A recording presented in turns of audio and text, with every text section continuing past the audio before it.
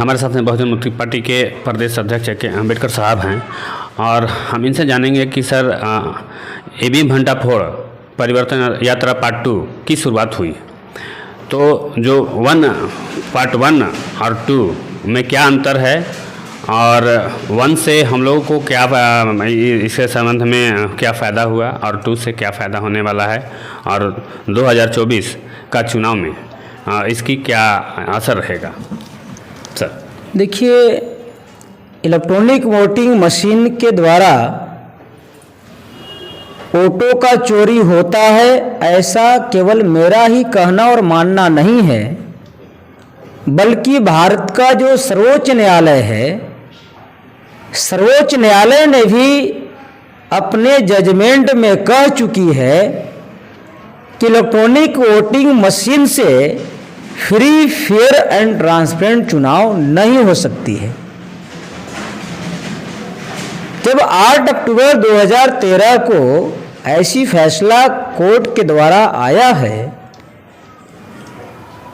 कि free, fair and transparent चुनाव नहीं हो सकती है, अगर भारत के चुनाव आयोग अगर इलेक्ट्रॉनिक वोटिंग मशीन से चुनाव कराना चाहती है तो ऐसी परिस्थिति में उनको उस मशीन के साथ में एक अलग से वीवीपैट नामक मशीन लगाना होगा, जिसका मतलब होता है voter verifiable audit teller machine.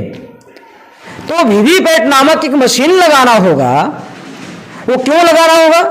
क्योंकि अगर ईवीएम में घोटाला होती है तो उस घोटाले को वो वीवीपैट नामक मशीन जो है पकड़ने की काम करेगी। कैसे पकड़ने की काम करेगी? मान लिया जाए कि हमने इलेक्ट्रॉनिक वोटिंग मशीन में हमने हाथी को वोट दिया, कमल में जा रहा है, साइकिल को दिया, पंजा में जा रहा है,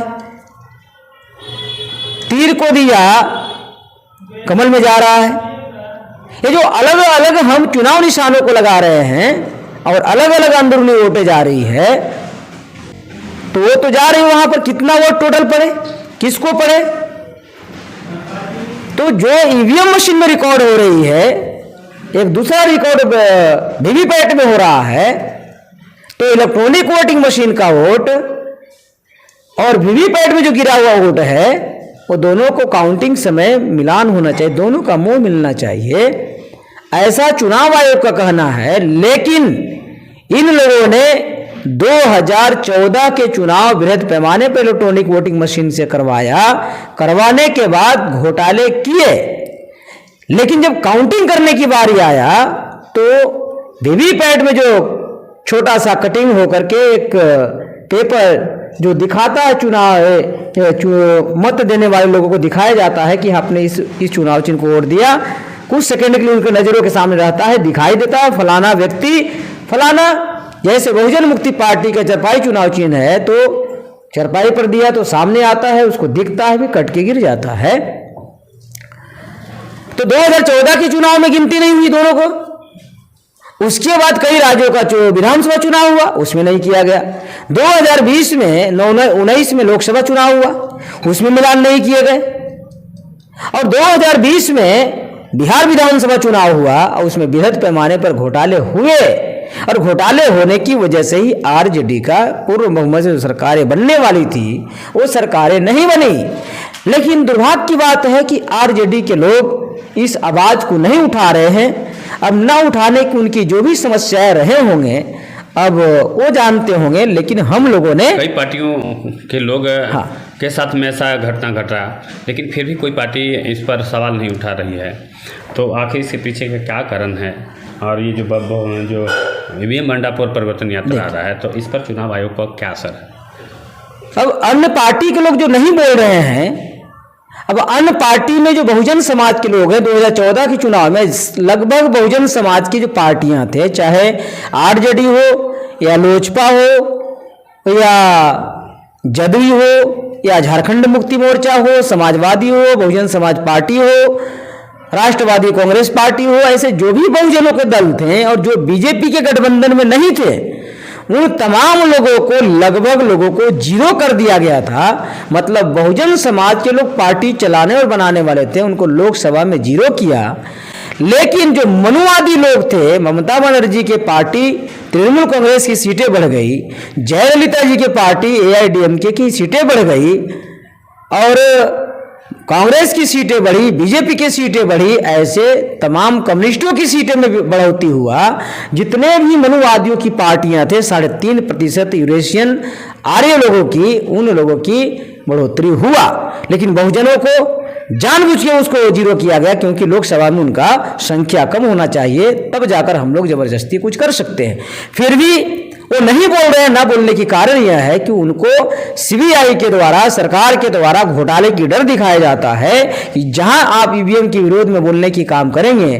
कई लोगों ने बोलने के लिए कभी कभी कोशिश किया, बहन मायावती जी ने बोलने की कोशिश किया, अखिलेश यादव जी ने कोशिश किया, लालू प्रसाद यादव जी ने कोशिश किया, तो जो केजरीवाल जी ने कोशिश किया, ऐसे कई लोगों ने जो कोशिश किया, तो केजरीवाल जी को तो जिता के ही फायदा दे दिया। और जो हमारे बहुजन समाज के लोग थे, जिन लोगों ने बोलने के लिए शुरुआत किया, उनको ED और CBI का हवाला देकर, डर दिखाकर उनके मुंह को बंद कर दिया कि अगर आप बोलते हो तो आपके घोटाले की फाइल खोलेंगे, वो अंदर डाल देंगे। तो इसलिए बहुजन समाज के नेता नहीं बोल रहे हैं।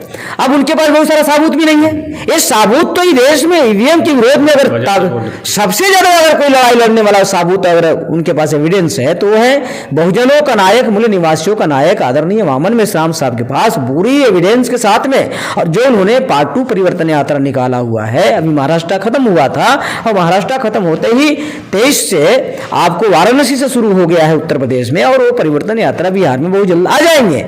तो ये पार्ट 2 का जो परिवर्तन यात्रा चल रहा है, परिवर्तन यात्रा का मतलब सप्ताह दिन भी नहीं हुआ, और सप्ताह दिन ना होते ही तुरंत शरद पवार जी ने महाराष्ट्र में प्रेस वार्ता लाया, और प्रेस वार्ता में लाकर वो करके बोला कि हाँ घोटाले होते हैं। और अभी 13 पार्टियों की मीटिंग दिल्ली में हुआ कि इलेक्ट्रॉनिक वोटिंग मशीन से घोटाला हो रही है। तो इसका मतलब जो पार्ट 2 परिवर्तन यात्रा मेश्राम साहब ने निकाला हुआ है, और बहुजन मुक्ति पार्टी ने काफी इसकी समर्थन किया है, और बहुजन मुक्ति पार्टी का भी परिवर्तन यात्रा उत्तर प्रदेश में चल रहे हैं, महाराष्ट्र में चले हैं, बिहार में भी हम लोगों ने चलाने की प्लानिंग कर रहे हैं। तो इस प्रकार से कई राज्यों में हमारे बहुजन मुक्ति पार्टी के द्वारा भी EVM घोटाले के भंडाफोड़ परिवर्तन यात्रा चल रही है।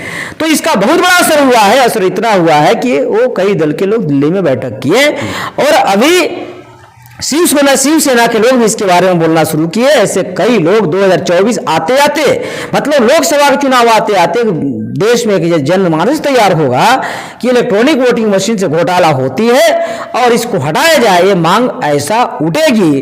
और उसके लिए अगर डंके के चोट पर अगर कोई आवाज उठाने वाला है, तो बहुजन क्रांति मोर्चा, भारत मुक्ति मोर्चा के राष्ट्रीय अध्यक्ष और बहुजन क्रांति मोर्चा के राष्ट्रीय संयोजक आदरणीय वामन मेश्राम साहब हैं। और अगर पार्टी लेवल अगर हम बात करते हैं, तो इस देश में एक ही पार्टी बोलने वाली है, वो बहुजन मुक्ति पार्टी है। और बहुजन मुक्ति पार्टी डंके के चोट पर बोल रही है, और शुरुआत हम ही लोगों ने किया है। पार्टी तौर पर, पार्टी लाइन पर हम ही लोगों ने शुरुआत किया। EVM से घोटाला होती है, जब शुरुआत हम ही लोगों ने किया है, तो EVM का अंत भी हम ही लोग करेंगे। और आगे पहली पंक्ति में खड़ा होकर, पहली लाइन में खड़ा होकर के अंत करने के लिए हम लोगों को जो कदम उठाना पड़ेगा, हम लोग कदम उठाएंगे। कदम क्यों उठाने के लिए कह रहा हूं मैं ऐसा? जो कदम उठाना पड़ेगा, क्यों इसलिए उठाना पड़ेगा क्योंकि EVM मशीन से लोकतंत्र की हत्या हो रही है। और जिस देश में लोकतंत्र की हत्या हो जाए, तो वहां के नागरिकों को हत्या करना बहुत आसान हो जाता है।